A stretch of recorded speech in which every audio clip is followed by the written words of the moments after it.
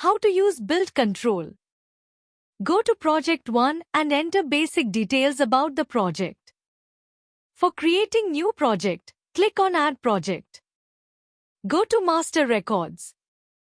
First, you have to add team members and assign them project and set different type of permissions to use the app.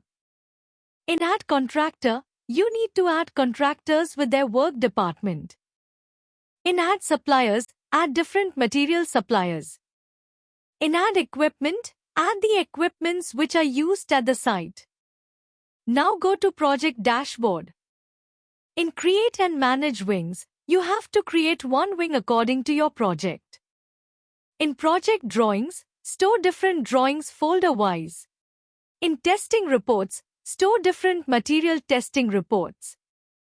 In Daily Worksheet, you can add daily work and equipment usage for creating the daily progress report. In Manage Materials module, you can manage current inventory, purchase request, purchase order, material received and material transfer.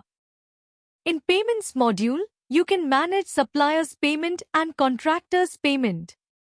In the Inquiry module, you can store data of site inquiries. In Booking Details, you can store booking details with booking form and view the booking chart. In Reports, you can get more than 10 types of reports.